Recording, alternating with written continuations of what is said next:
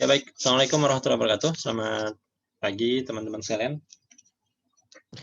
Waalaikumsalam warahmatullahi wabarakatuh. Selamat pagi Pak.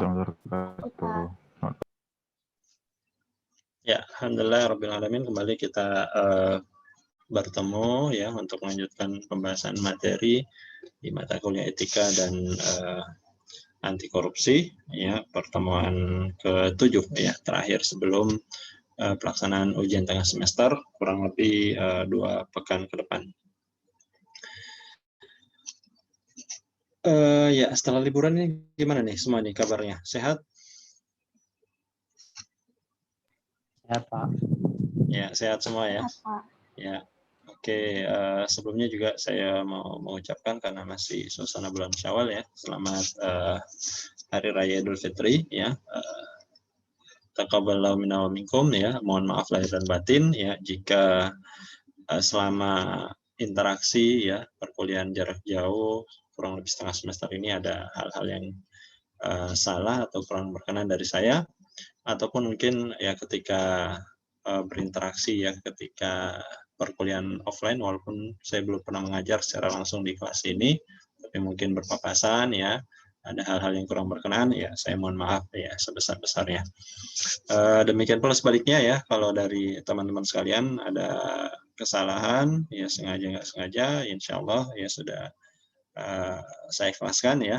Jadi kalau kata penjaga SPBU itu ya mulai dari nol ya. Jadi kosong-kosong lagi ya. Ya mudah-mudahan ya seterusnya seperti itu ya. Teman-teman sekalian, untuk materi kita di siang hari ini atau pagi hari ini menjelang siang, berdasarkan RPS ya kita akan membahas tentang nilai-nilai Kementerian Keuangan ya, kemudian terkait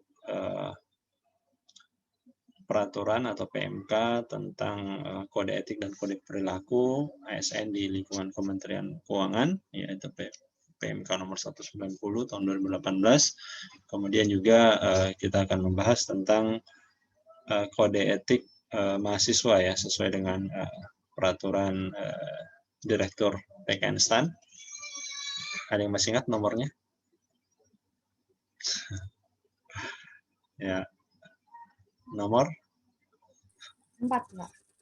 Nomor 4 tuh Olivia tahu tuh, masih ingat ya. Ya, saya pikir 2 minggu nggak berinteraksi dengan kampus sudah lupa semua. Ya, jadi kita akan membahas kurang lebih 3 materi tersebut yang akan saya alokasikan sekitar 1,5 jam ke depan. Ya, 1 jam terakhirnya ya kita kuis ya. Kita kuis sekaligus latihan UTS ya, latihan UTS. Tapi kuisnya bukan di pukul 12 ya, tapi saya rencana alokasikan nanti sore ya, agar 3, karena saya mengajar 2 kelas yang lain, jadi itu bisa bersamaan pelaksanaannya. Ya, jadi agar pelaksanaannya bisa sama seperti yang dulu ya. Saya mengalokasikan sore ya. Cuma ini mau konfirmasi juga sih ke teman-teman, nanti siang sampai sore ada perkuliahan nggak? Ada jadwal kuliah nggak nanti jam 2 sampai setengah 5? Tidak, Pak. Tidak ada. Oh ya. Ya, alhamdulillah kalau gitu. Nanti kita alokasikan mungkin jam 4 ya, sekitar jam 4 ya, alokasi waktunya 1 jam.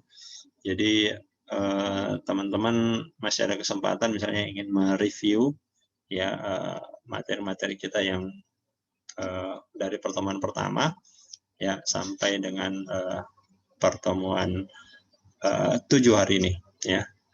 Jadi kuis sekaligus kita ya latihan buat UTS ya. Bentuk soalnya itu, kalau UTS-nya berdasarkan informasi yang saya dapatkan dari dosen penanggung jawab, itu dari ada tiga bagian ya, yaitu pilihan ganda, kemudian esai ya, dan yang ketiga studi kasus ya. Adapun kuis kita nanti sore insya Allah yaitu pilihan ganda dan studi kasus. Ya, jadi ya sekaligus untuk belajar atau latihan untuk UTS. Sifatnya open book ya, jadi silahkan kalau mau open book ya sama dengan UTS. UTS kan juga seperti itu ya. Karena ujian online ya, jadi sifatnya ya seharusnya sih open book. Oke, teman-teman sekalian. Oh iya, hampir lupa ya.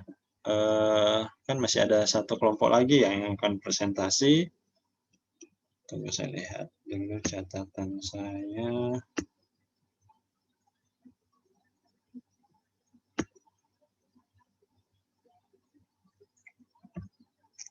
Ya, di catatan saya berarti yang saat ini yang sekarang presentasi itu adalah kelompok 3 ya. Ya. Kelompok 3 yang akan mempresentasikan tentang salah satu kasus pelanggaran etika ya, dan menjelaskan terkait pelanggaran etika tersebut serta mengambil ya beberapa pelajaran dari kasus tersebut supaya ya tentu saja ya kita semua bisa menghindari ya dari pelanggaran-pelanggaran tersebut. Oke, saya langsung. Kelompok 3 sudah siap ya? Siapa aja sih kelompok 3? Siap, Pak. Saya izin, Pak. Joshua. Ada. Oke ya, saya langsung persilahkan kelompok 3 untuk mempresentasikan tugasnya. Sebelumnya saya izin share screen ya. Ya, silakan.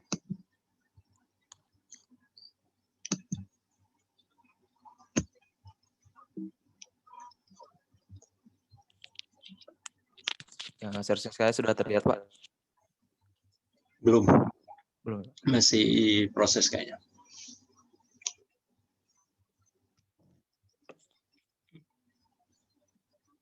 Masih black screen.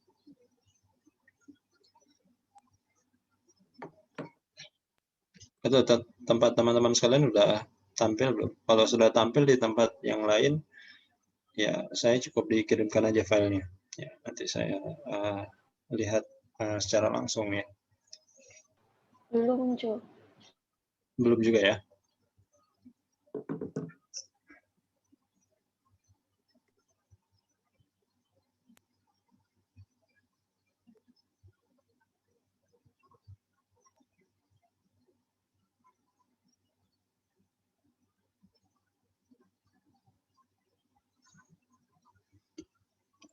Iya, sebelumnya ini udah lengkap ya? Sudah, Pak. 29 udah ya? 30 orang. Sudah, Pak. Zufar udah ada, Zufar?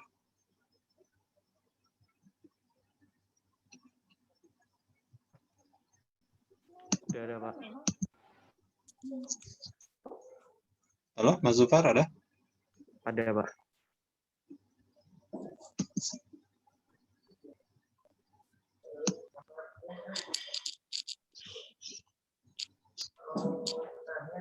Oke.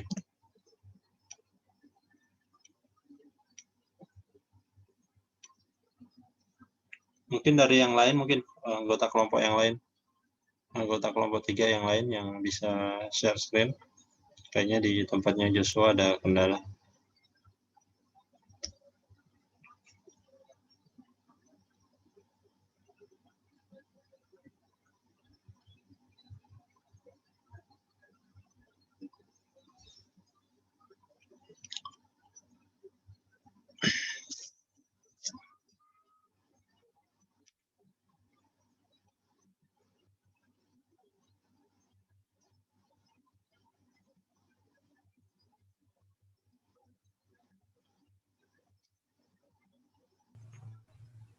Udah kelihatan belum, teman-teman? Udah Tadi ya? kelihatan hilang lagi. Iya, Pak, maaf.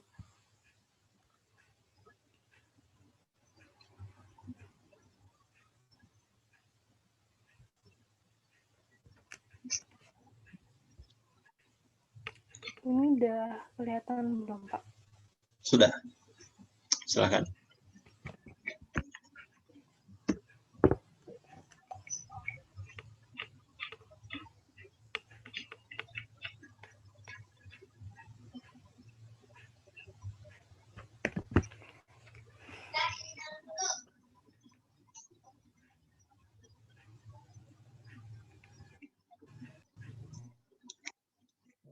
Ya, silakan.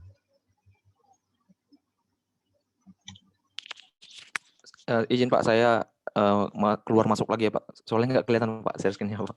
Oh, ya silakan.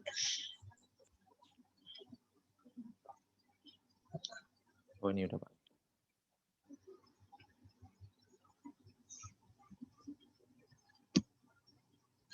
Ya. Selamat pagi dan salam sejahtera bagi kita semua, teman-teman dan Bapak yang saya hormati. Ya, pagi. Terima kasih untuk kesempatan yang diberikan kepada kami, kelompok 3. Izinkan kami memberikan presentasi pada hari ini. Sebelumnya izinkan saya memperkenalkan personil dari kelompok 3. Ada saya, Joshua, Sautasilon Bantobing, absen 11. Lalu teman saya Sylvia, Jessi Berani, absen 23, dan Zuratul Vita, absen 29. Next.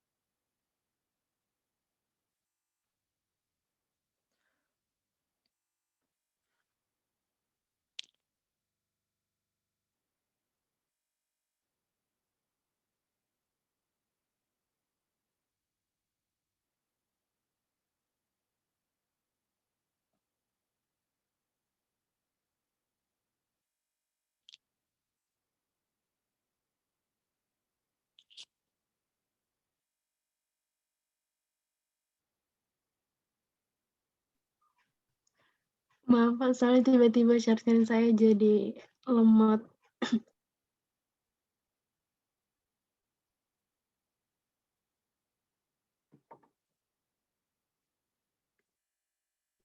Filenya dikirim ke chat room-nya kalau bisa, kalau memang kesulitan. Sudah bisa? Saya coba mungkin Pak. Oke, silakan Mbak Zura. Loh.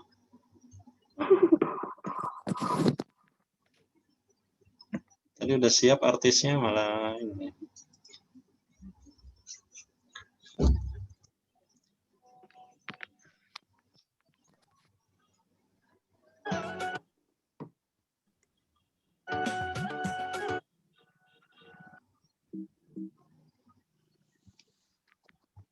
Filenya mungkin bisa dikirim ke ini aja, Mas Joshua.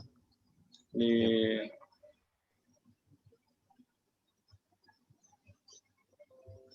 atau di grup WA juga boleh.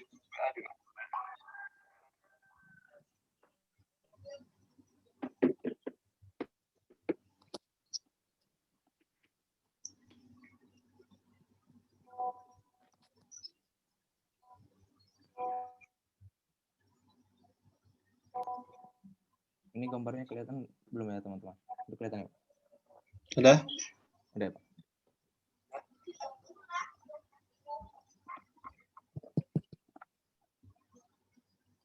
Maaf teman-teman ada kendala tadi. Nah, sebelum masuk ke pembahasan hasil diskusi kelompok kami ingin memberikan disclaimer terlebih dahulu bahwa dalam presentasi ini kami tidak berupaya untuk menyudutkan satu pihak. Murni bahwa ini merupakan hasil diskusi kelompok dan kami rasa tepat untuk dibagikan dalam forum akademik yang tentunya didukung oleh beberapa artikel yang telah kami baca dan peraturan-peraturan yang mendukung. Dan kembali lagi bahwa kejadian ini merupakan sebuah pelanggaran etik pada ASN. Silakan menyaksikan cuplikan video ini terlebih dahulu, teman-teman.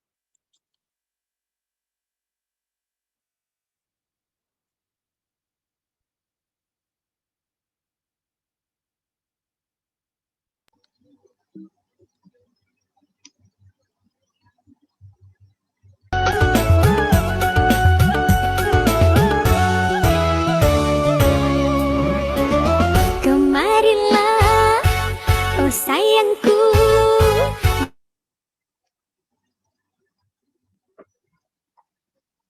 Jangan kau jauh-jauh dariku. Bernyanyilah bersamaku dalam irama yang Ya, jadi ini kasus yang mau kami bahas. Oke, lanjut oleh Zuro. Silakan Zuro.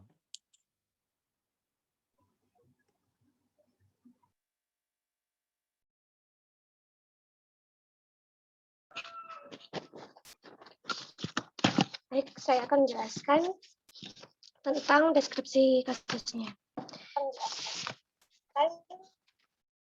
Bisa didengar suara saya, Pak? Bisa, silakan lanjutkan. Ya, jadi PNS di video tadi itu bernama Ibu Sumaniarti yang merupakan seorang PNS asal Kalimantan Barat.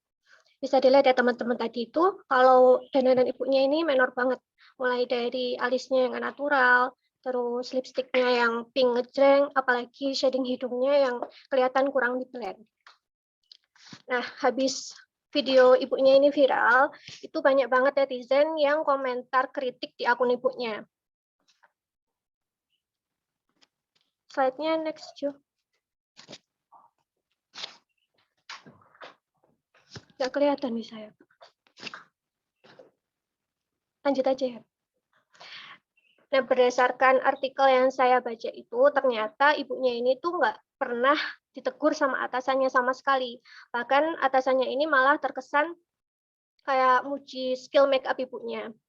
Padahal seorang PNS itu kan punya cara berpenampilan sendiri sesuai dengan kode etik ASN. Nah, ketentuan apa saja yang dilanggar oleh ibu ini akan dijelaskan lebih lanjut oleh Sylvia. Silakan Sylvia.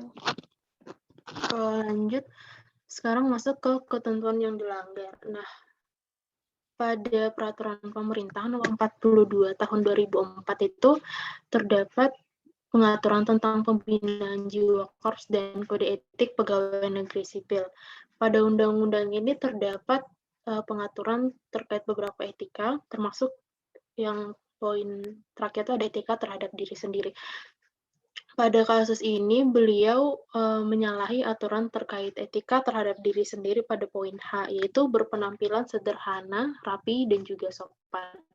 Seperti yang diketahui, menurut KBBI, sederhana itu sendiri memiliki pengertian yaitu bersahaja, tidak berlebihan, dan juga tidak menggunakan banyak pernik.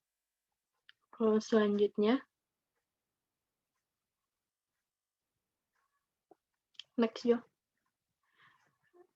Nah, selain itu, secara lebih jelas lagi, pada kasus ini, beliau juga melanggar terkait Peraturan Menteri Dalam Negeri itu tentang pakaian dinas ASN, di mana secara umum sebenarnya penampilan dari atas sampai bawah itu telah ada pengaturannya. Nah, contoh bukti nyata yang dilanggar oleh beliau ini terdapat pada poin yang N itu, penggunaan sepatu pantofel warna hitam. Dan di sudut kanan bawah ini ada contoh pelanggaran yang dilakukan, yaitu di mana beliau itu menggunakan sepatu yang tidak berwarna gelap ataupun hitam, tetapi pink. Dan itu tidak hanya dilakukan sebanyak 1 atau 2 kali saja, tetapi hampir setiap harinya. Hal itu bisa dilihat dari unggahan TikTok maupun media sosial dari ASN tersebut. Next.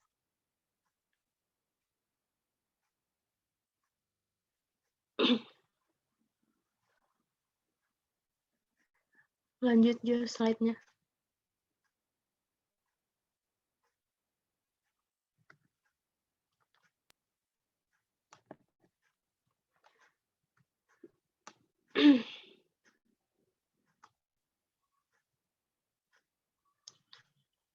Belum pindah slide-nya, Jas.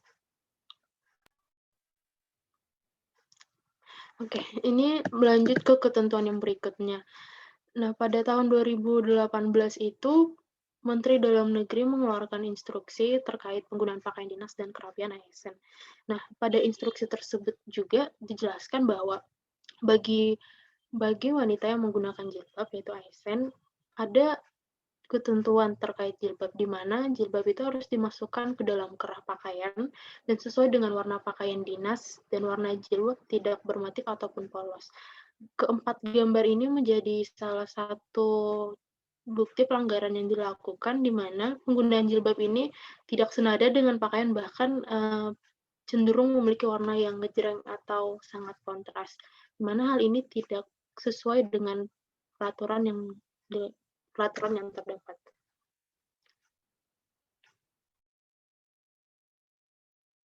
Selanjutnya untuk dampak dan juga pelajaran yang dapat diambil akan dijelaskan oleh teman saya Joshua.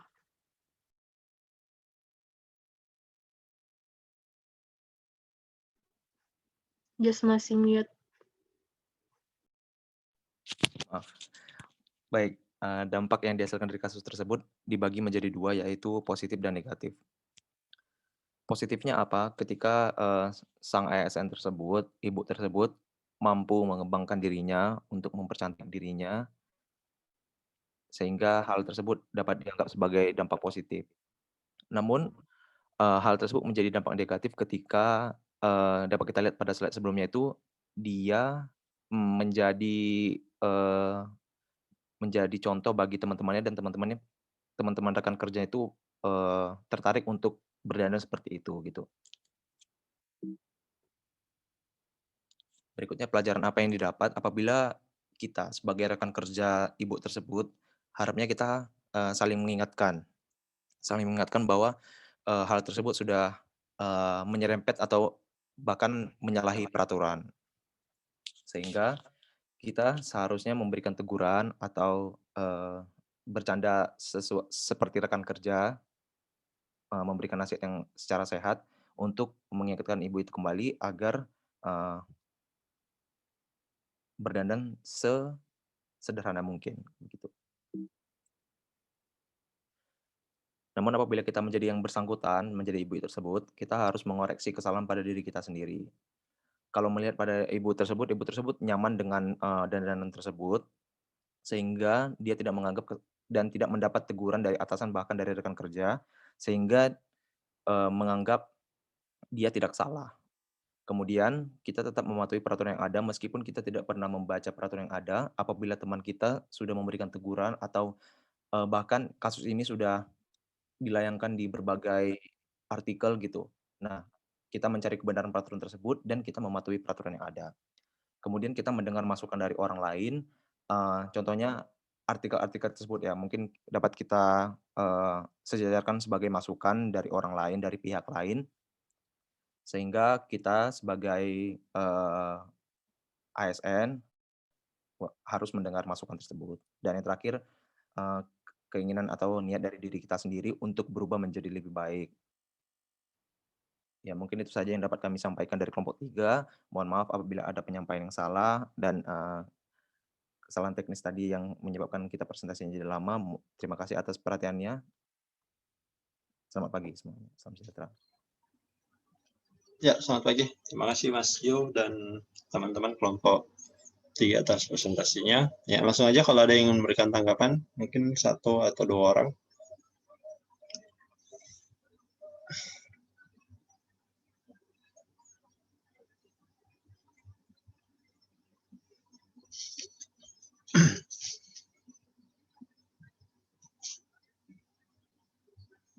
Nggak ada. Kalau nggak ada, saya yang nanya nih, Pak, para peserta nih.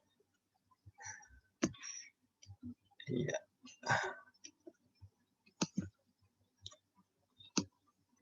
Sekarang tanggal 27, prosesi 27 siapa? Saya Pak Juang. Oh iya, oh Mbak Young. Ya, kita tahu ya tadi saya kira udah jelas ya apa yang dipresentasikan. Tapi di sisi lain, ya ini menurut Mbak Yong kira-kira bagaimana? Di sisi yang lain kan sebagai seorang PNS kan ini dituntut ya atau dianjurkan atau diarahkan untuk bisa berpenampilan mungkin dalam tanda kutip ya menarik ketika memberikan layanan kepada masyarakat ya. Yaitu kita juga ketahui. Nah, menurut Mbak Yong kira-kira gimana terkait hal ini? Kalau kita hubungkan dengan apa yang dilakukan oleh PNS tadi.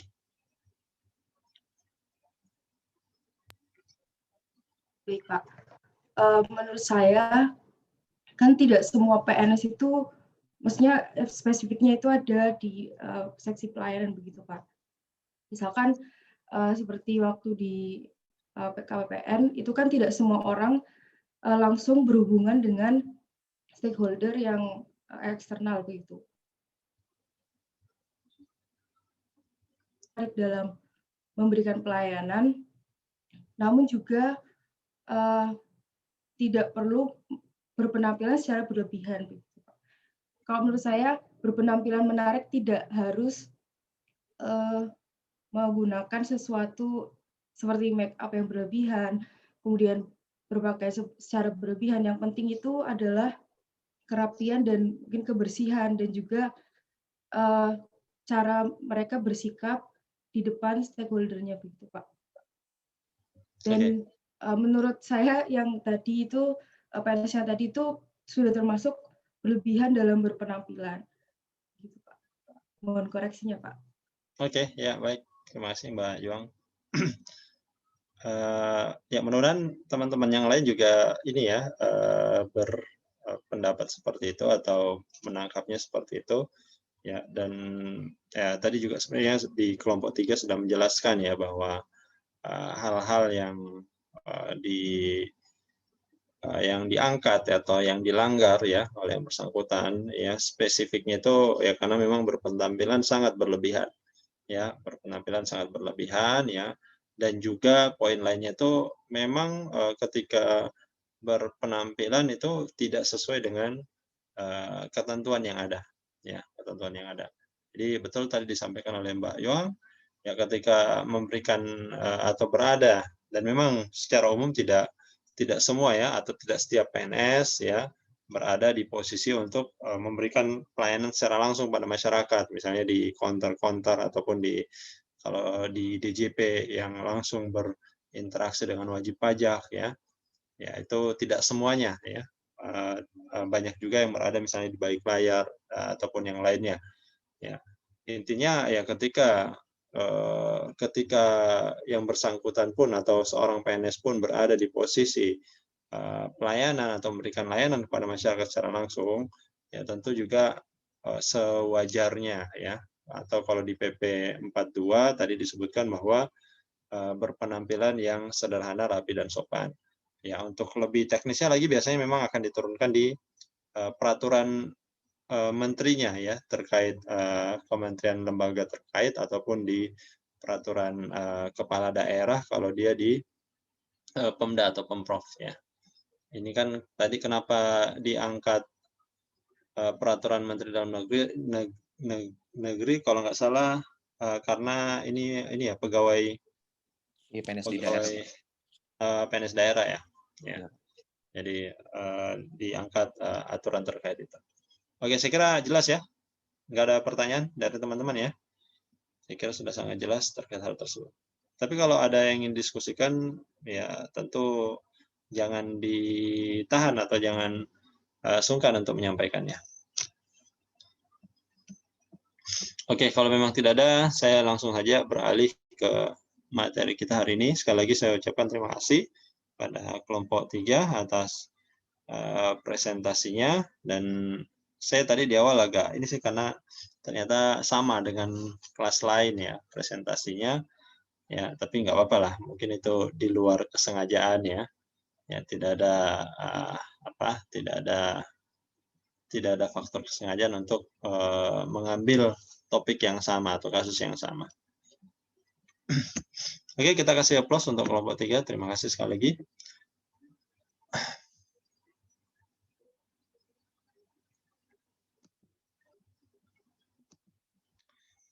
Baik teman-teman sekalian, ya sebagaimana saya sebutkan tadi bahwa dalam kesempatan siang hari ini, ya kita akan membahas tentang nilai-nilai Kementerian Keuangan, ya, dan juga nanti terkait peraturan kode etik dan kode perilaku ASN di lingkungan Kementerian Keuangan.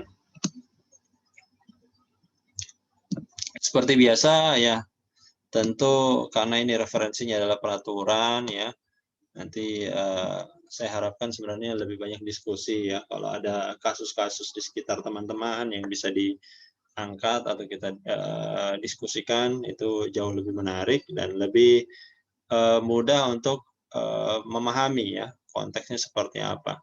Dan memang kan harapannya ya, ini terkait materi ya nilai-nilai Kementerian Keuangan, ya PMK tentang kode etik dan kode perilaku ASN di Kementerian Keuangan, sama nanti tentang apa namanya hak kewajiban dan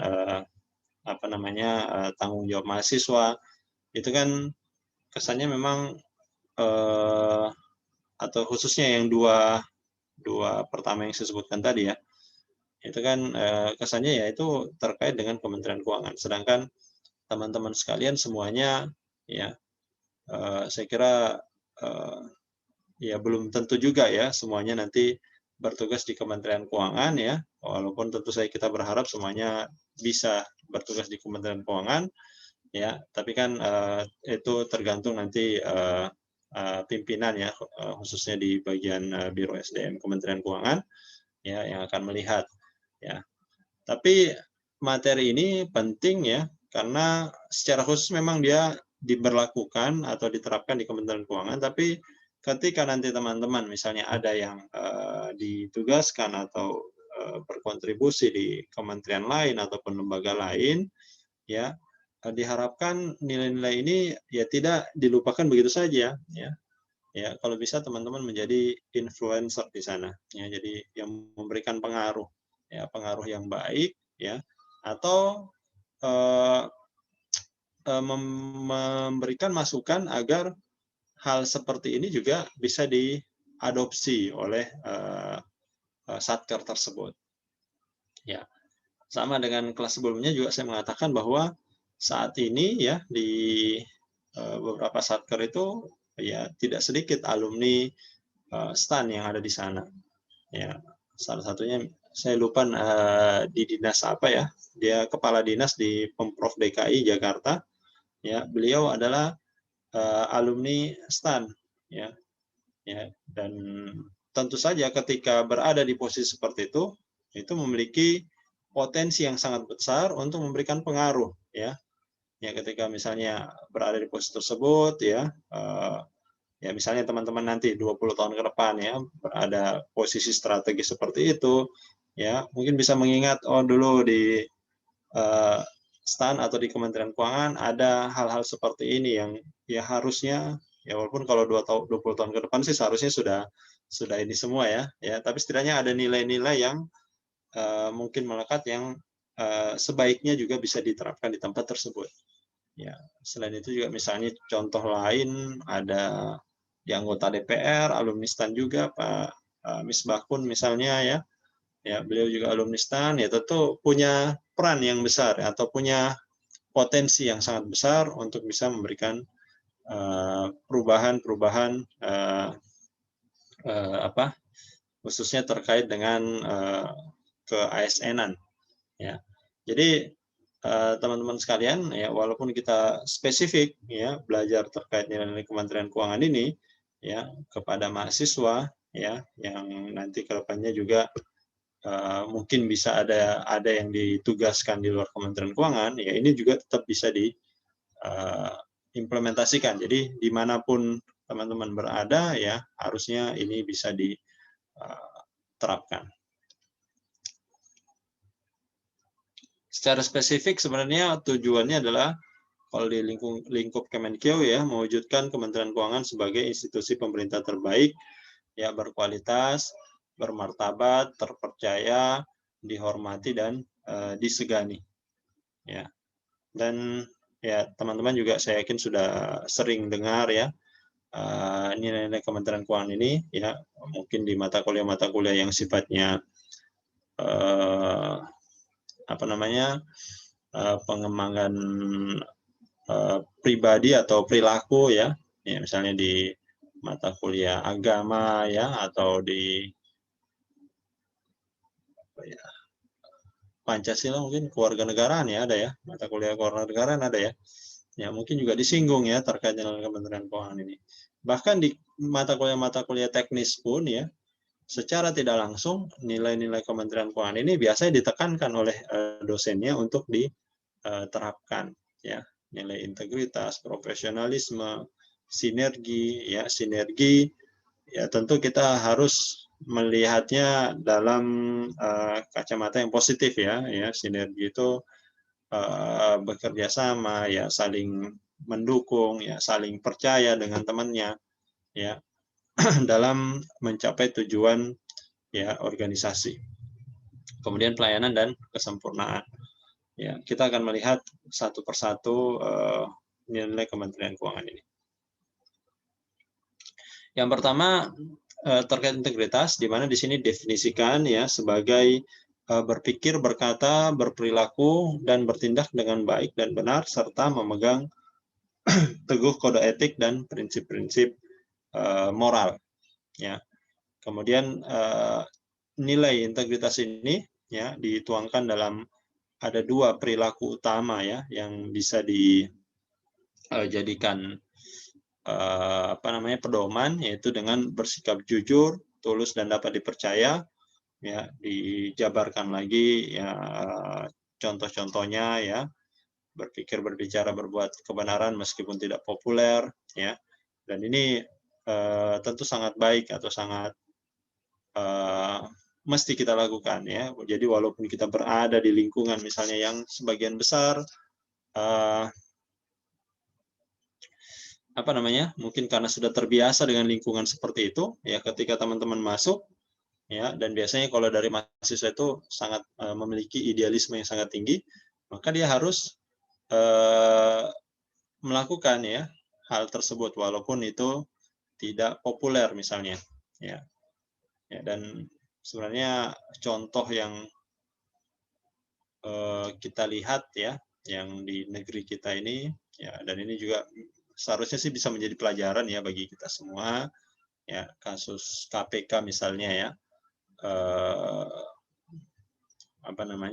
ya kemarin kan informasinya atau di berita itu ternyata dari 75 yang dinyatakan tidak lolos TWK itu 51 dinyatakan dipecat ya, diberhentikan dari KPK ya, sedangkan sisanya dianggap masih bisa dibina ya.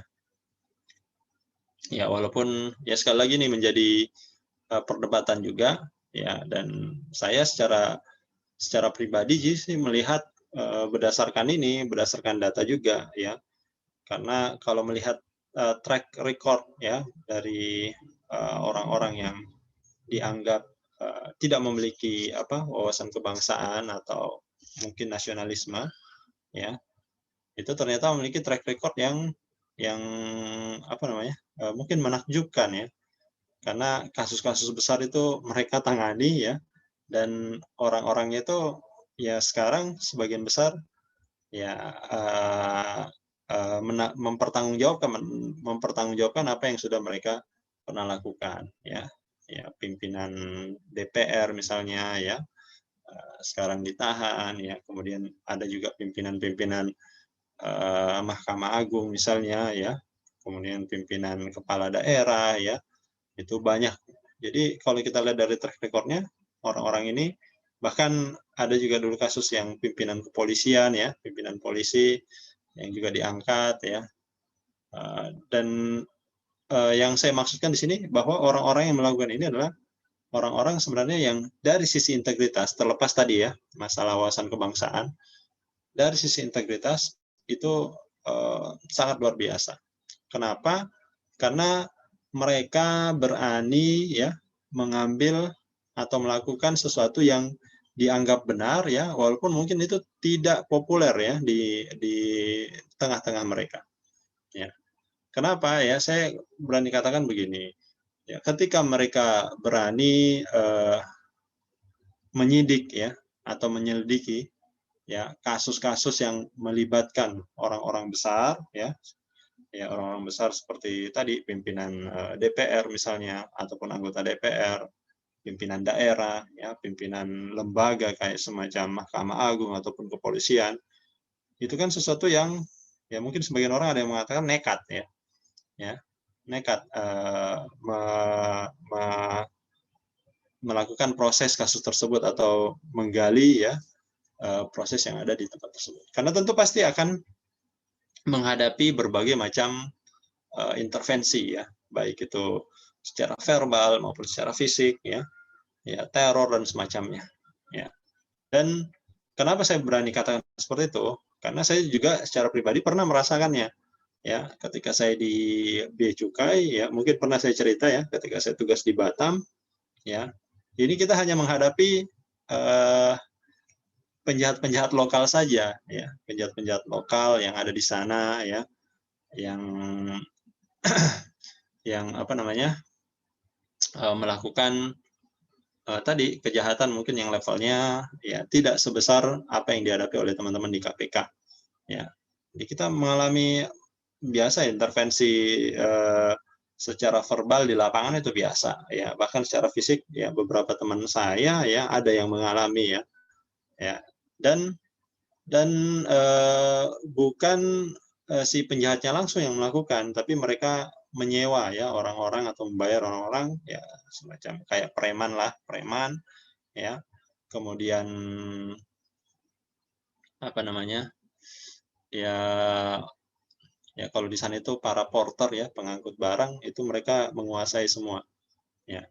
Mungkin teman-teman di sini yang orang Medan mungkin pernah dengar ya ada kapal angkutan ya, kapal transportasi ya, KM Klut ya, kapal laut dari Medan ke Jakarta, yang mana kapal ini ketika ingin ke Jakarta dia transit dulu ke Batam ya. Ke Batam. Nah, modusnya tadi yang saya sebutkan tadi, penjahat ini ya, mereka mencoba memasukkan barang ya yang berasal dari luar negeri itu ke Jakarta tanpa mau membayar kewajibannya, yaitu biaya masuk dan pajak dalam rangka impor lainnya ya.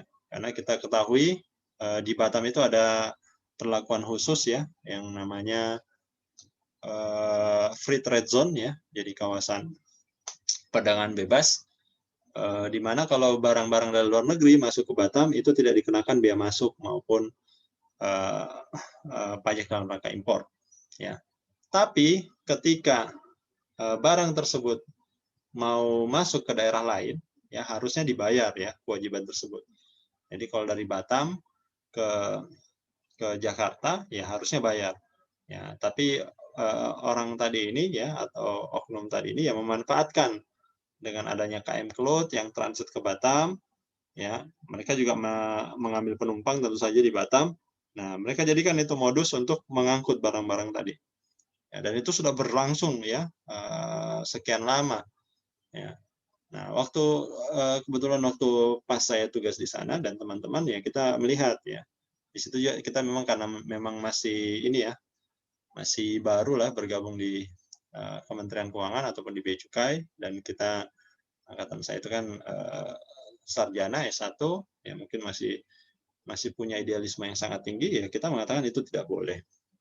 Ya, dan juga tidak sedikit kok pegawai-pegawai yang lama yang senior juga memang menginginkan hal tersebut ya. Jadi tidak boleh dilakukan.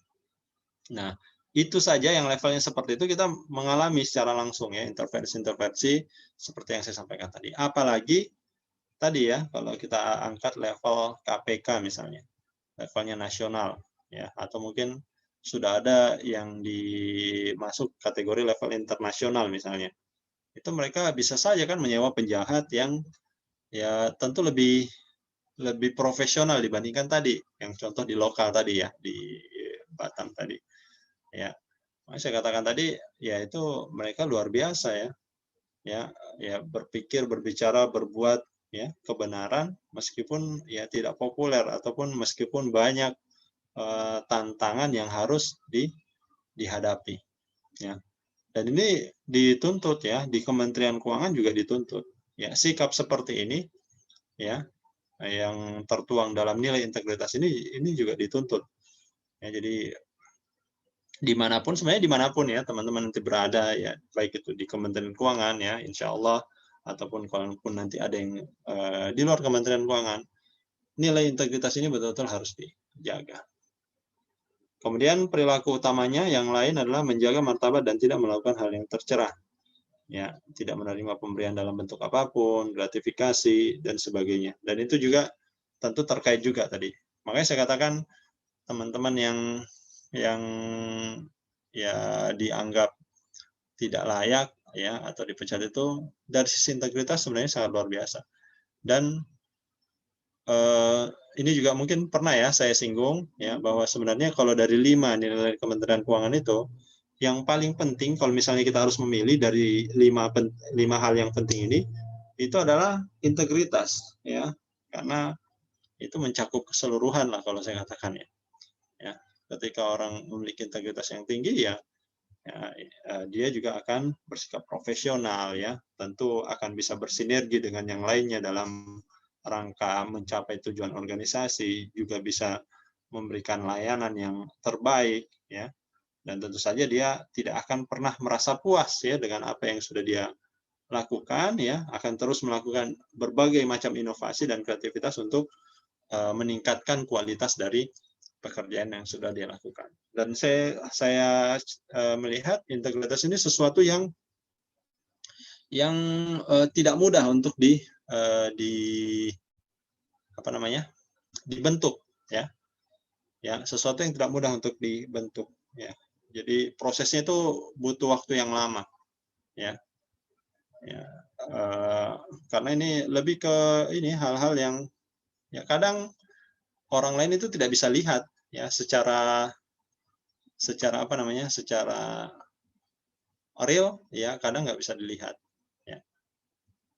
Ya seperti jujur dapat dipercaya itu kan kita nggak bisa lihat secara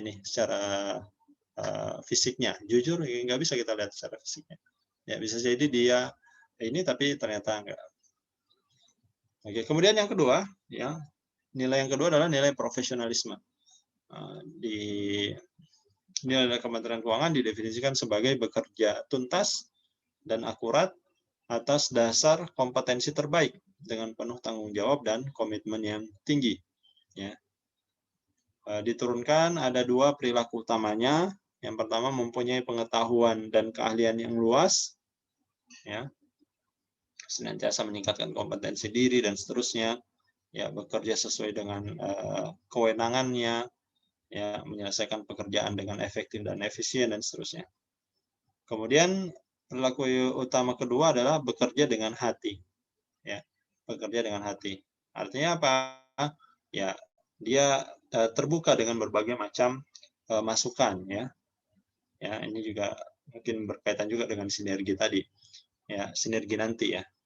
Kemudian senantiasa menunjukkan antusiasme dan semangat kerja yang tinggi, beretos kerja tinggi, ya, serta berpikir bertindak positif dan ikhlas dalam melaksanakan pekerjaannya. Kemudian nilai yang ketiga adalah sinergi, yaitu membangun dan memastikan hubungan kerjasama internal yang produktif serta kemitraan yang harmonis dengan para pemangku kepentingan untuk menghasilkan karya yang bermanfaat dan berkualitas. Perilaku utamanya ya ada 2. Yang pertama memiliki sangka baik dan saling percaya. Ya, ini penting ya, ketika kita tidak memiliki sangka baik, saling percaya dan menghormati dengan unit yang lain, itu akan susah mencapai tujuan organisasi. Ya. Ya, dimanapun sebenarnya ya, dimanapun unit kerja kita, bukan hanya di Kementerian Keuangan saja, ya, tapi di seluruh unit, ya, misalnya kalau di KPK ya, mereka juga harus ada koordinasi, ada sinergitas ya antara unit yang ada di sana. Sebentar, ada chat. Oh, ingin ke belakang ya. Silakan yang ingin ke belakang.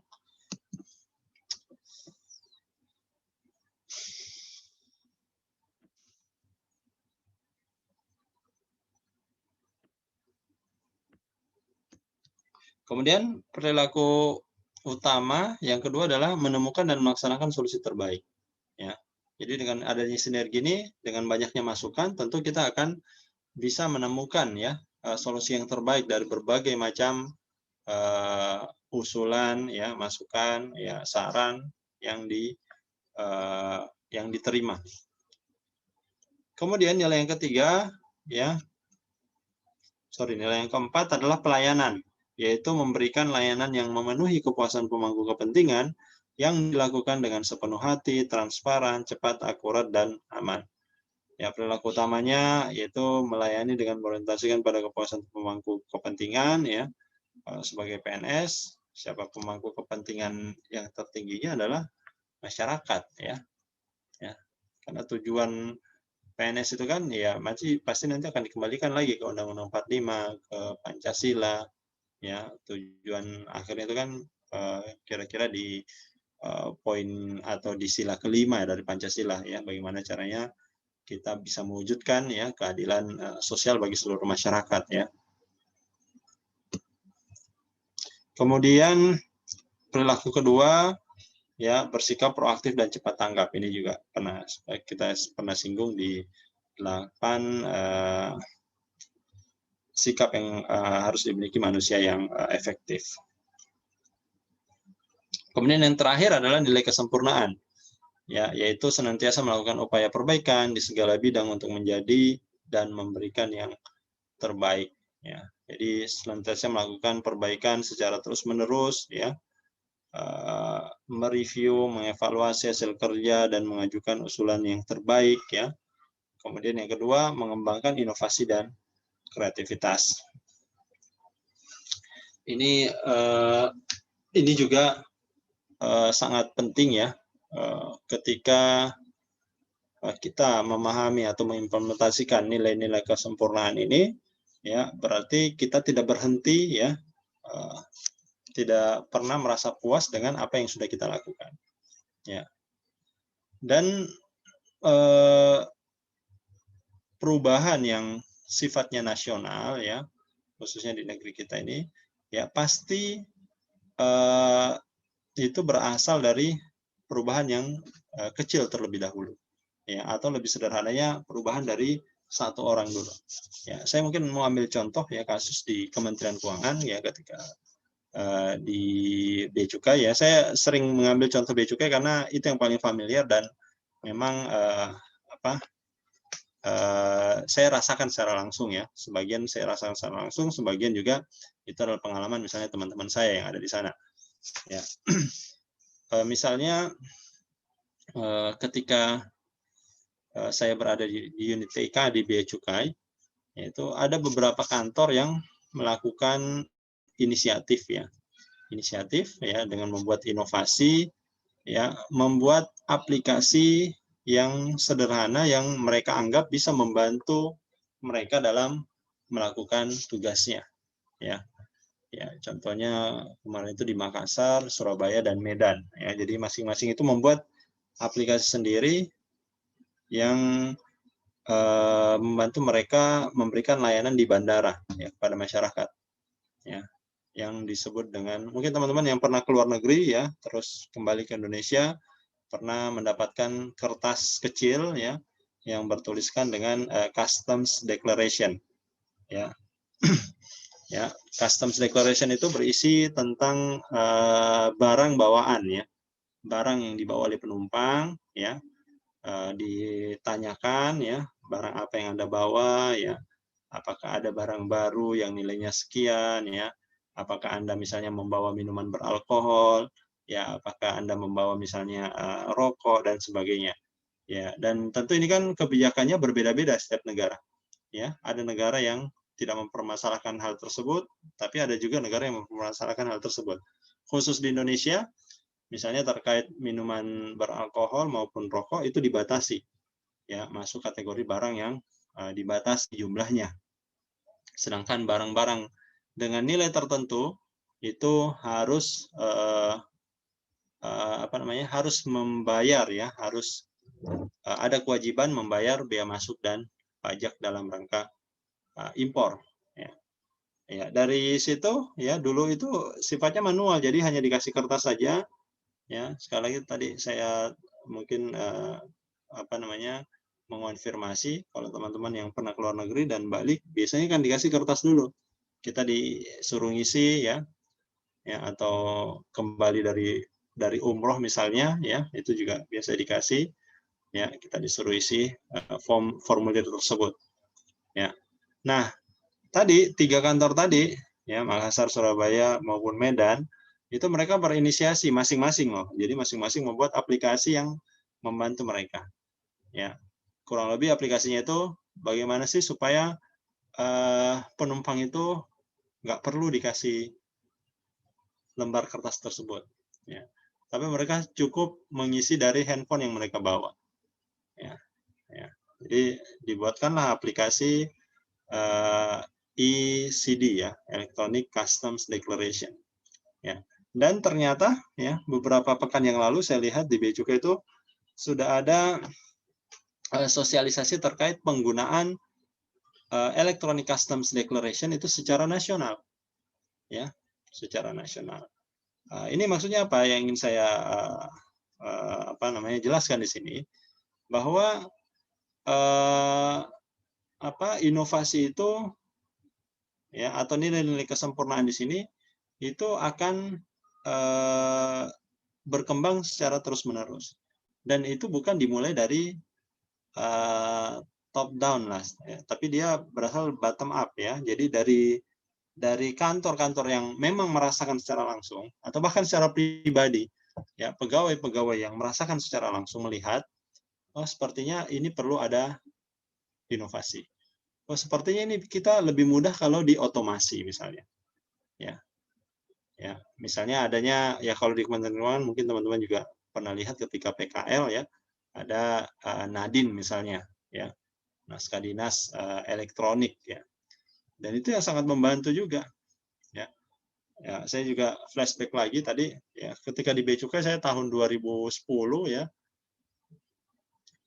ya, di Bea Cukai termasuk yang awal-awal tuh, ya, walaupun bukan namanya Nadin, ya, waktu itu namanya adalah e-office, ya, e-office, ya, bukan e-office, OA, ya, Office Automation, waktu itu kita teman-teman programmer menamakan, ya, Office Automation. Itu baru berlaku di lingkup yang kecil saja, jadi baru unit saya saja waktu itu, unit TIK saja, ya. Beberapa tahun kemudian dikembangkan levelnya kantor pusat, ya. Nggak lama dicoba dikembangkan levelnya satu direktorat, ya. Ya, sekarang, ya, atau setelah beberapa waktu berikutnya ternyata dikembangkan satu kementerian. Ya, mungkin nanti ke depan bisa saja ini sifatnya lebih besar lagi, bukan lagi satu kementerian saja, tapi seluruh kementerian, lembaga, ya, pemerintah daerah, provinsi itu juga menggunakan satu aplikasi yang sama, ya. Ya, dan bayangkan kemarin saya dengar, ya, ketika dipresentasikan itu kepala staf ahli menteri, ya, bidang opti, ya, terkait ini penggunaan teknologi informasi, ya. Beliau menjelaskan bahwa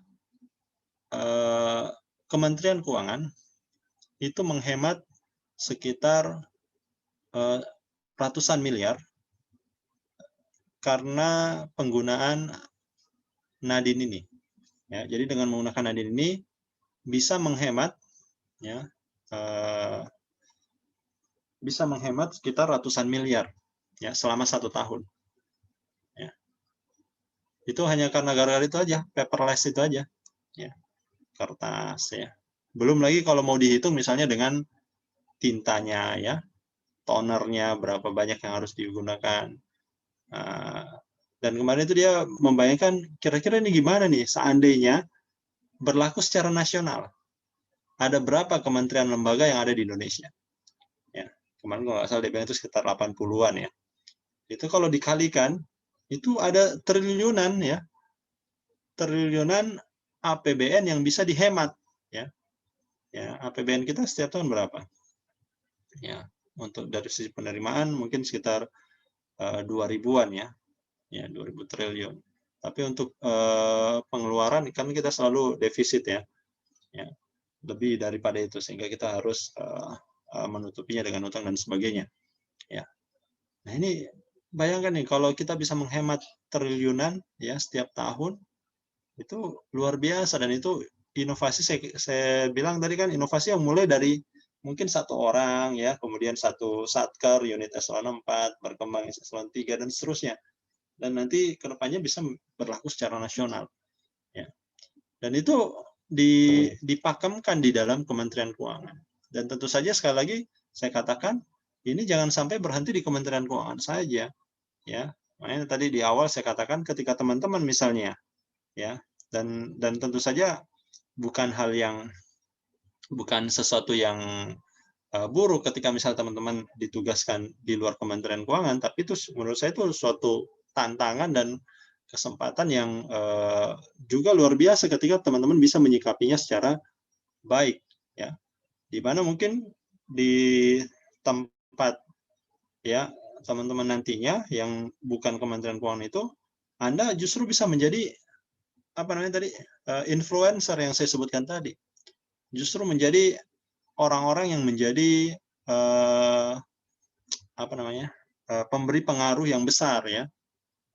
Dan yakinlah ketika terjadi seperti itu, ya karir ya nggak usah terlalu inilah, ya pasti akan, ya sekarang kan eranya digitalisasi, ya. Apa yang kita lakukan, ya itu sangat cepat untuk diketahui oleh banyak orang. Ya. Jadi ketika kita melakukan sesuatu yang baik, yang inovatif, yang kreatif, ya itu dengan cepat bisa diketahui banyak orang. Ya, saya ambil contoh lagi deh, mahasiswa. Ya. Mahasiswa bimbingan saya tahun lalu atau 2 tahun yang lalu, ya mahasiswa Bea Cukai. Ya.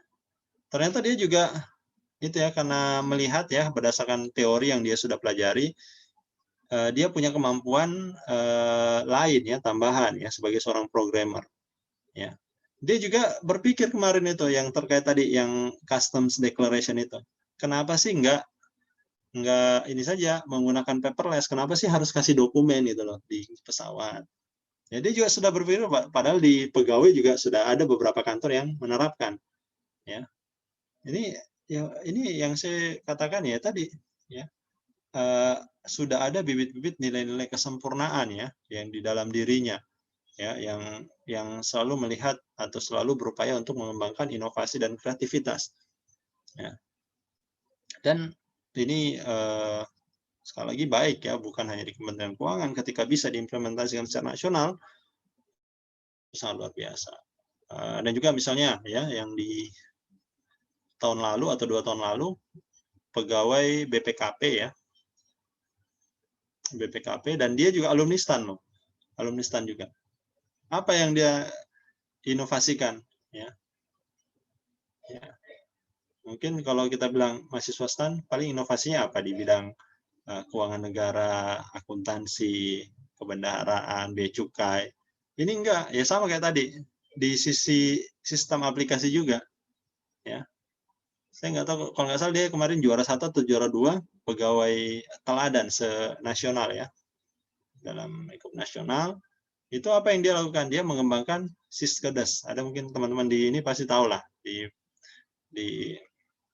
apa namanya di manajemen keuangan ya. Pernah dengar ya aplikasi Siskedes ya, sistem informasi keuangan desa ya.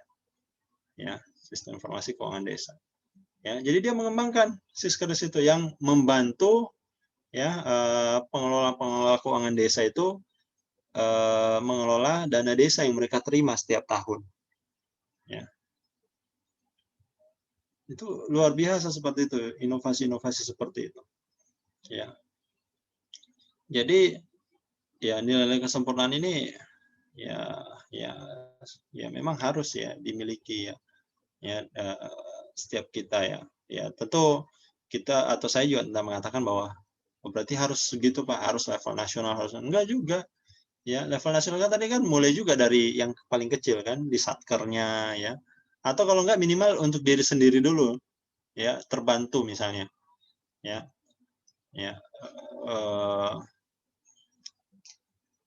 Saya yakin yang tadi yang menginisiasi misalnya adanya Nadine ya.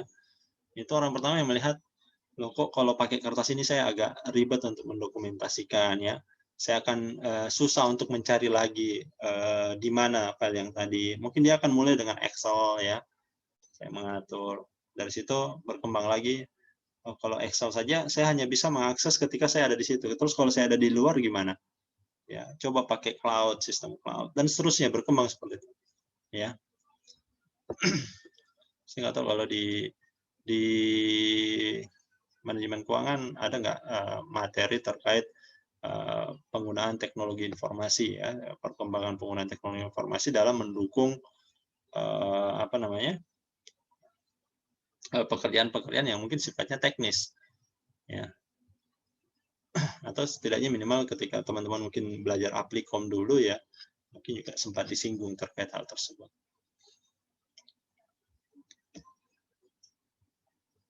Oke, kemudian selanjutnya ini adalah summary, ya, dari 5 nilai tadi. Kemudian dari masing-masing nilai ada 2 perilaku utama, ya, jadi 10 perilaku utama. Ya, kemudian ini terakhir di nilai Kementerian Keuangan ada quote, ya, dari Stone misalnya, ini mengatakan bahwa beranilah untuk mengatakan tidak, beranilah untuk menghadapi kenyataan. Lakukan hal yang benar karena hal itu memang layak untuk dikerjakan. Inilah kunci untuk menjalani hidup Anda dengan integritas. Ini terkait integritas yang tadi juga sudah saya sebutkan, bahwa ya kalau menurut saya, ya, teman-teman yang di KPK itu yang 51 orang itu adalah orang-orang yang memiliki integritas yang ya luar biasa lah, ya. Ya, susah ya orang yang mau berani misalnya menyidik tadi pejabat-pejabat tadi yang saya sebutkan, ya. Susah, ya. Jangan kan tadi sudah saya ceritakan ketika saya di Batam aja, yang level lokal aja itu tidak semua orang mau untuk ya nggak apa-apa, mungkin saya sampaikan di sini aja, ini off the record aja. Ketika kita di sana, ya, di Batam itu, ketika saya di Bea Cukai, itu kan sebenarnya di pelabuhan itu bukan cuma Bea Cukai saja yang bertugas, ya. Ada dari perhubungan, ya. Ya, ada dari perhubungan, kemudian ada dari kepolisian. Ya, perhubungan dan kepolisian. Ya, kalau perhubungan ini KPLP juga, semacam unit semi militer juga lah. Ya, mirip kayak Bea Cukai, ya. Ya, dan ada polisi. Ya. Anda bisa bayangkan dari 3 unit yang ada di pelabuhan ini, ya, yang tegas tadi, yang berani tadi menghadapi secara langsung itu cuma Bea Cukai saja. Ya, yang 2-nya ini, ya, mana kita nggak tahu, saya nggak tahu, ya, ketika pada saat kejadian itu yang 2 ini nggak ada, ya, padahal mereka juga berkepentingan, ya, isunya sih saya nggak tahu benar atau enggak, isunya sih, ya, 2 ini, ya, sudah inilah, sudah artinya sudah dikuasai, ya, mungkin dalam tanda kutip sudah dikuasai oleh orang yang bersangkutan. Dan kabarnya, ya, yang saya dengar waktu itu, dulunya 3-3-nya ini dikuasai, ya. Jadi dulunya ya proses itu ya berjalan lancar-lancar saja, ya. Jadi Bea Cukainya dikuasai, ya, KPLP dikuasai, polisinya juga dikuasai. Artinya dikuasai mungkin sudah nyetor lah, kira-kira seperti itu, ya. Sudah ada orang dalam, ya, sudah nyetor, sehingga praktek yang mereka lakukan seperti itu ya nggak ada masalah, ya, selama bertahun-tahun, ya. Ya, setelah misalnya Kementerian Keuangan melakukan reformasi birokrasi, itu kan banyak perubahan itu. Dari 2007, 2008, 2009, saya pas di Batam itu 2010, ya. Itu adalah proses, ya, kita sedang berproses untuk menjadi lebih baik dibandingkan sebelumnya, ya. Yang dulunya kalau di Bea Cukai itu kita dikenal kalau ada masalah barang, ya, pasti Bea Cukai nih pengen dapat setoran dan sebagainya, ya, itu kita coba rubah image seperti itu, ya. Mungkin teman-teman juga masih seperti itu, ya, ketika kirim barang dari luar negeri, nyangkut di posnya, mikirnya ini Bea Cukai lagi nih yang tahan ini, ya, mungkin setorannya kurang. Ya, itu mindset seperti itu, ya, terjadi, dan, ya, teman-teman di Bea Cukai berupaya untuk merubah mindset seperti itu. Ya, yang lain juga saya kira harusnya seperti itu. Di anggaran misalnya, saya juga ada cerita, ya, dari teman saya, ya, dari beliau dulu kerja di daerah, ya, di daerah, ketika ingin mengajukan anggaran, ya, anggaran ke Ditjen Anggaran, ya, mereka harus menyisipkan, ya, amplop, ya, di proposalnya itu, ya. Kenapa? Kalau nggak seperti itu, ya, anggarannya nggak turun-turun gitu, Ya, jadi prosesnya ataupun kalau turun prosesnya lebih lama dibanding. Dan itu terjadi ketika saya sudah jadi PNS di Kementerian Keuangan. Saya challenge teman saya itu, jadi saya sampaikan ke teman saya itu. Sekarang Kementerian Keuangan tidak seperti itu, ya, tidak seperti itu. Itu kira-kira tahun 2011-2012 lah. Nah, saya challenge tidak seperti itu sekarang Kementerian Keuangan. Ya, tapi apa kata teman saya? Ya kamu aja bilang seperti itu. Tapi prakteknya ya kalau nggak ada seperti itu, kalau nggak turun anggarannya ya nggak, prosesnya akan lama. Ya.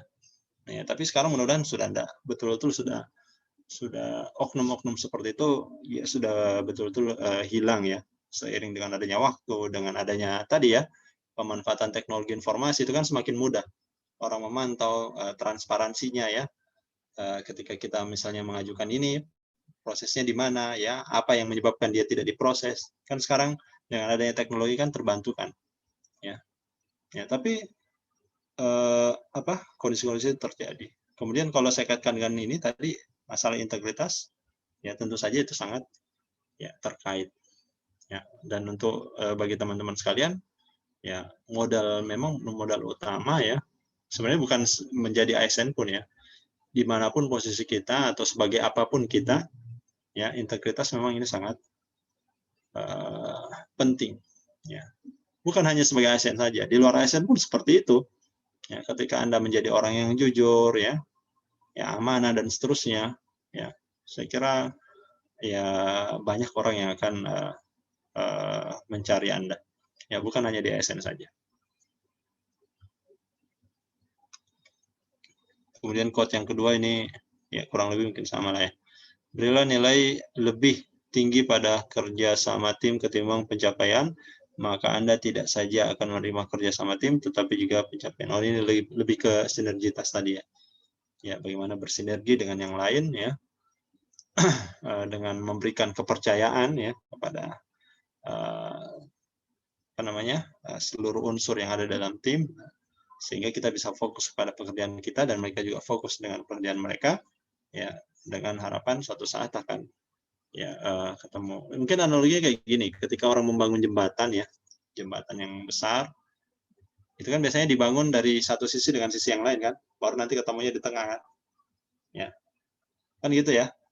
Ini pasti ada komunikasi, tim yang membangun di sisi yang satu dengan sisi yang lain pasti ada komunikasi dan ada kepercayaan, ya sehingga nanti ketika jadi itu ketemu, ya, dan mereka pasti akan ya terjadi kerjasama yang baik, tidak akan saling menjelekkan atau tidak, ini akan saling percaya, karena kalau enggak ya nggak bakalan ketemu itu jembatannya, ya nggak bakalan ketemu itu jembatannya.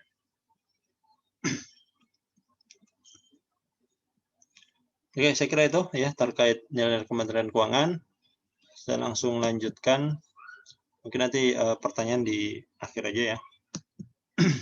Saya percepat.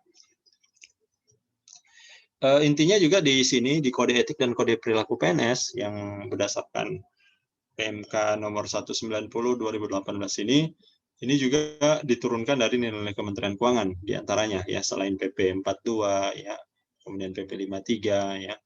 Nah, ini juga diturunkan dari nilai Kementerian Keuangan. Ya, ini latar belakangnya ya tadi. PP 42 ya. Kemudian penguatan nilai-nilai untuk mendorong pencapaian visi misi ya, ini nilai Kementerian Keuangan ya. Kemudian antisipasi atas perubahan nilai dan norma yang terjadi di masyarakat serta simplifikasi regulasi. Kalau ini terkait dengan reformasi birokrasi lah yang dulu awal-awal kita singgung. Ini dasar hukumnya ya. Ada Undang-Undang Nomor 5 ya, ada PP 11 tentang manajemen ASN, ada PP 42 ya tentang kode etik PNS, kemudian ada PMK 190 ya yang kita jadikan ya, atau yang kita akan bahas.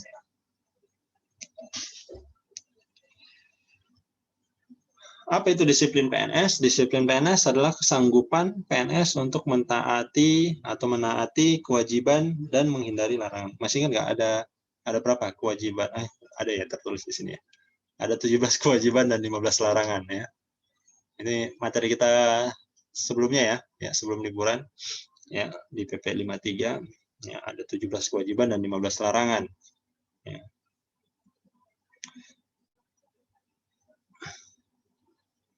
Kemudian etika ya secara umum ini adalah ilmu tentang apa yang baik dan apa yang buruk dan tentang hak dan kewajiban moral. Kalau di PP 42, kode etik disebutkan sebagai pedoman sikap, tingkah laku, dan perbuatan PNS di dalam melakukan tugasnya dan pergaulan hidup sehari-hari.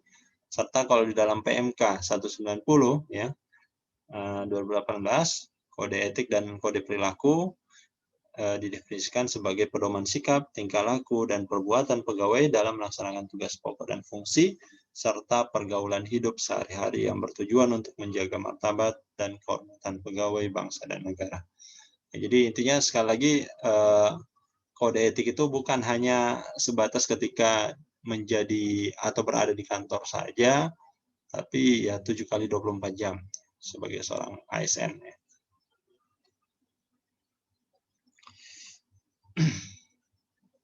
Ya, tujuan dan manfaat ini nanti teman-teman bisa baca aja. Saya ingin langsung masuk ke contoh-contoh saja ya, biar lebih mudah mungkin dipahami. Ya. Tadi juga sudah saya sebutkan bahwa kode etik dan kode perilaku ini ya sebenarnya diturunkan juga dari nilai-nilai Kementerian Keuangan. Ya, maka kita akan melihat kode etik dan kode perilaku ya dari setiap aspek nilai Kementerian Keuangan.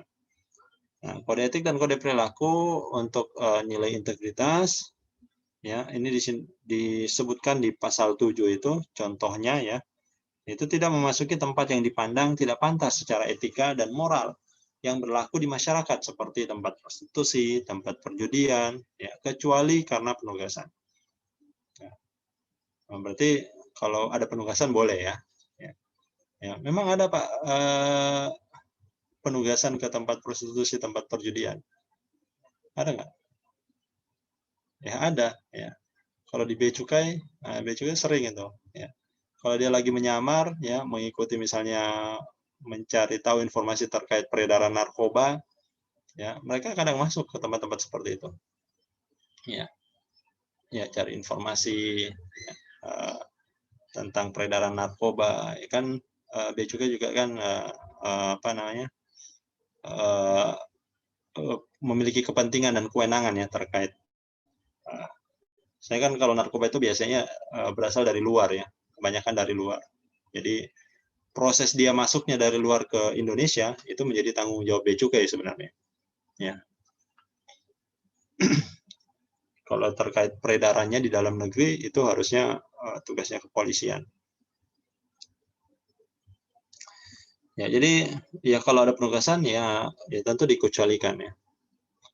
Nah, contoh pelanggarannya ya ketika masuk ke dalam tempat tersebut. Ya, jadi ketika ada ASN ya tanpa surat penugasan masuk saja ke tempat tadi ya, tempat khususnya di Kementerian Keuangan ya, karena ini kan berdasarkan PMK ya. Jadi masih mengikat di Kementerian Keuangan. Ya. Jadi ketika masuk ke tempat seperti itu ya secara umum sudah melanggar ya kode etik. Ya, kalau kode etik kan sanksinya sanksi moral ya, kita udah pernah singgung ya. Ya, kalau dia melakukan yang lebih lagi itu bisa naik lagi ke pelanggaran disiplin. Misalnya dia masuk ke tempat perjudian ya, tidak hanya sekedar masuk tapi ikut bermain misalnya. Ya, ikut bermainnya ini bisa naik statusnya, bukan hanya sekedar melanggar kode etik tapi juga melanggar disiplin. Ya, kira-kira seperti itu. Kemudian contoh yang berikutnya adalah tidak menemui pihak yang berpotensi menimbulkan konflik kepentingan ya kecuali dengan penugasan. Misalnya seorang petugas di pajak ya menemui wajib pajaknya tanpa adanya surat tanpa ada kepentingan pekerjaan ya terkait petugas pajak ya. Ya, itu tidak boleh dilakukan. Kalau Bea Cukai misalnya bertemu dengan importer eksportir ya tanpa ada kaitan dengan pekerjaannya itu nggak boleh. Ya, kalau teman-teman yang di Perben misalnya atau di anggaran misalnya ya hubungan dengan pemerintah daerah ya di luar kepentingan pekerjaan juga itu seharusnya nggak boleh ya melanggar kode etik. Ya, kalau ada transaksi di situ itu bisa naik ya menjadi pelanggaran disiplin jadinya. ya bahkan bisa masuk ke pidana misalnya nanti, ya masuk kategori suap dan seterusnya.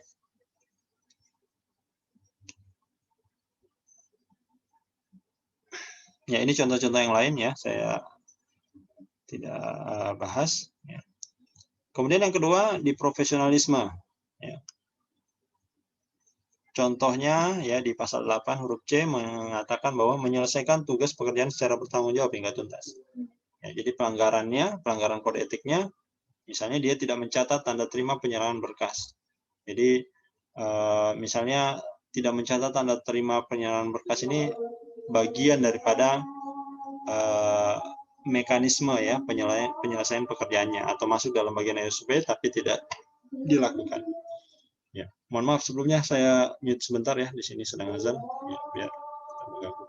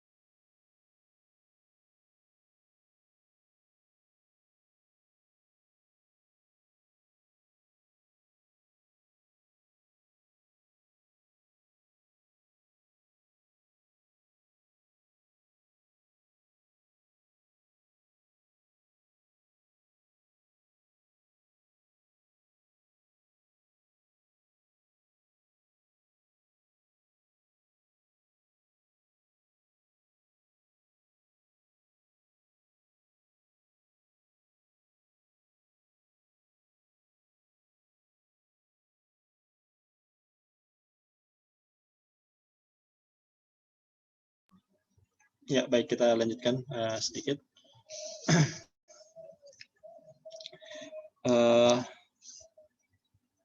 Ya, ini contoh tadi ya, jadi menyelesaikan tugas pekerjaan secara bertanggung jawab hingga tuntas.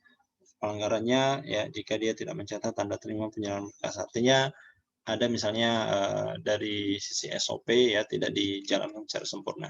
Walaupun ini sebenarnya kasuistik ya, ya memang akan intinya semua pelanggaran-pelanggaran ini kan ada prosesnya, ada mekanismenya.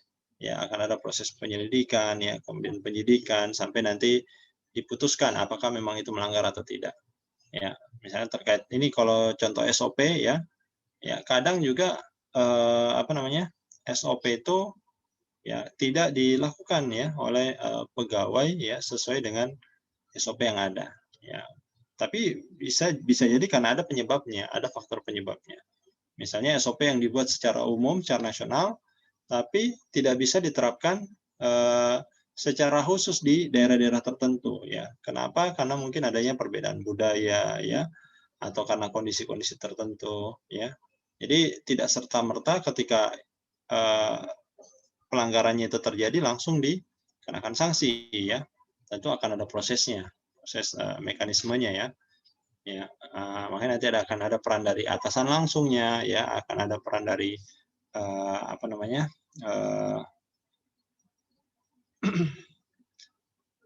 Semacam komisi ya, komisi yang akan melakukan penyelidikan terkait pelanggaran-pelanggaran yang terjadi.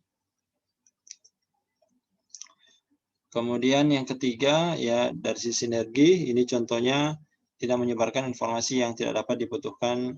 Ini intinya tidak menyebarkan hoax ya. Ya. Misalnya mengajak teman-teman di WhatsApp group untuk melihat informasi rekayasa yang melanggar kesusilaan ya. Melihat video-video hasil rekayasa ya yang hoax ya, apalagi melanggar kesusilaan dan sebagainya.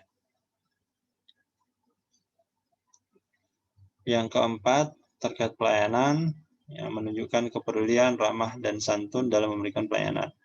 Ya. Contoh pelanggarannya dengan sengaja tidak melayani mengajukan wajib pajak yang sedang berkonsultasi ke kantor. Ya. Ini berlaku di Kementerian Keuangan, tapi seharusnya secara umum. Dan kalau ya saya pribadi, mohon maaf ya, ketika mendatangi misalnya kantor-kantor yang ya sifatnya pelayanan publik, itu biasa sih masih merasakan ya hal tersebut ya. Ya, dan tentu saja ya kita sebagai ASN ya, atau nanti teman-teman ketika menjadi seorang ASN ya tentu ya tidak melakukan hal tersebut. Dan ini sih biasanya triggernya sih ada laporan ya. Ya, laporan dari masyarakat, ataupun bisa juga dalam bentuk temuan sih, misalnya ada sidak ya dan seterusnya. Dan yang terakhir, kesempurnaan, senantiasa berupaya untuk memberikan kinerja dan atau layanan yang terbaik. Ya, ya pelanggarannya adalah bekerja asal-asalan ya, ya atau meninggalkan pekerjaan yang belum diselesaikan begitu saja ya untuk cuti ataupun yang lainnya. Ya, makanya biasanya itu kalau di ASN ketika kita ingin melakukan cuti ya akan ada semacam pernyataan ya bahwa tugas yang diamanahkan sudah diselesaikan ataupun tugas tersebut sudah dialihkan kepada yang lainnya ya untuk diselesaikan sesuai dengan waktu yang sudah ditentukan.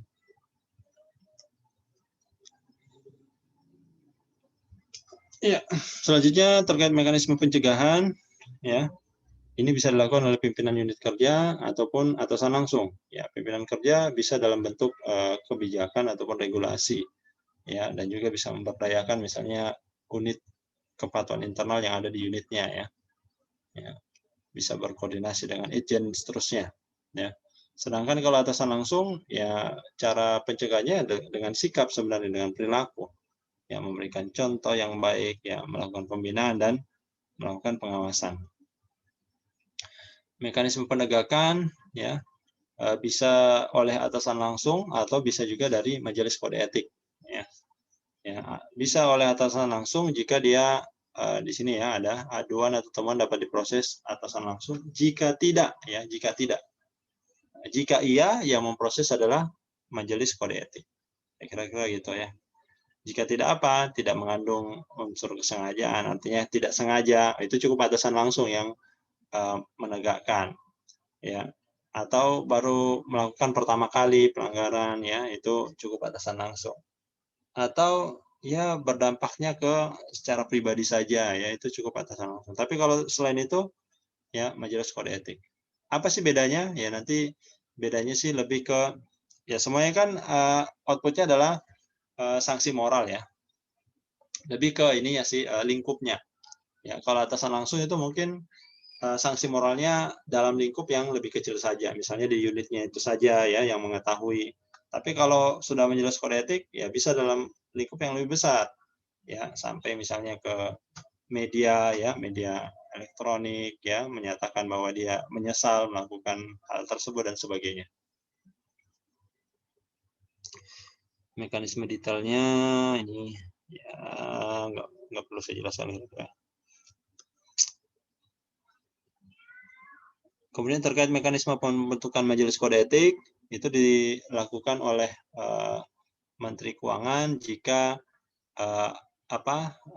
terperiksanya atau pegawai yang diperiksa itu merupakan jabatan pimpinan tinggi, ya pejabat fungsional ahli utama, ya, atau pejabat lain yang setara. Demikian seterusnya berjenjang. Ya. Dan kriteria dari anggota majelis kode etik itu, ya, harus berjumlah ganjil minimal 5. Kenapa harus ganjil? Ya supaya ini kalau mereka voting ya ada keputusan ya. Ya, kalau genap kan ya kalau votingnya imbang susah gimana siapa yang akan ini. Ya walaupun voting itu kan langkah akhir aja ya. Ya kalau bisa dimusyawarahkan ya mendapatkan mufakat itu tentu jauh lebih baik. Dan juga ada unsur kepatuhan internal di dalam tim tersebut.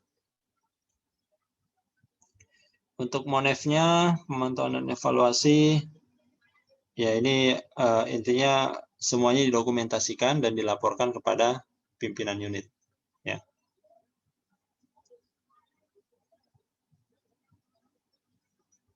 Kemudian ini perbedaan ya antara ketentuan yang lama dan yang baru. Ya. Bisa dibaca. Oh, ini contoh yang tadi sih kita jelaskan. Ya, cuma di sini mungkin ada tambahannya. Ya, kapan dia naik ke level pelanggaran disiplin ya. Contohnya tadi ya masuk ke tempat perjudian. Ya.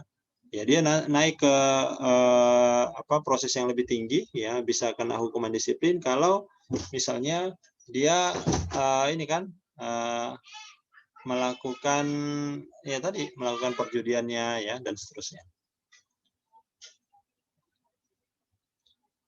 Kemudian yang terakhir ini terkait isu LGBT ya.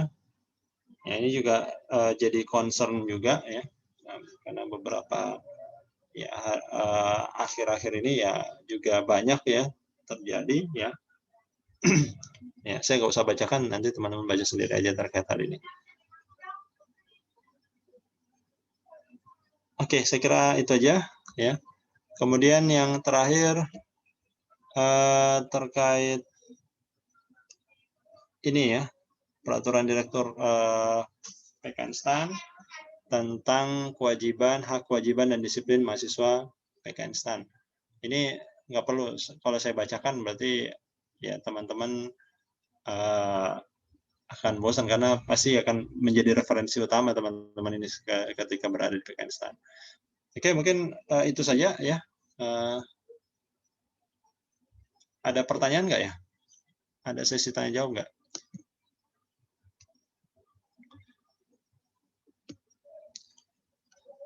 Nah, ini untuk ini teman-teman ya tentu tetap harus review aja ya tentu saja ya. Khawatirnya di pertanyaan-pertanyaan pilihan ganda dan esai ya ada ya. Ya tapi kan nanti open book ya. Jadi open book saya kira tidak susah lah ujiannya nanti. Insya Allah. Mau ada pertanyaan nggak? Kalau ada pertanyaan saya break dulu sholat. Kalau nggak ada pertanyaan berarti kita cukupkan aja ya. Nanti jam 4 tinggal siap-siap kuis aja ya 1 jam ke depan. Gimana? Mau ada pertanyaan? Kalau ada pertanyaan berarti kita break. Mungkin nanti 15 menit lagi gabung ya. Gimana? Tapi kayaknya nggak ada. Kalau ada yang nanya langsung dicolek sama teman yang lain. Jangan nanya. Gimana? Nggak ada ya? Oke. Nggak ada perwakilan ketua kelasnya mana? Siapa ketua kelasnya ini? Nah, ya. Saya, Pak. Ada pertanyaan? Alex. Gimana ya? Belum, Pak. Oh, belum ada. Ini mewakili teman-teman yang lain? Iya. Oke. Ya udah kalau gitu teman-teman sekalian.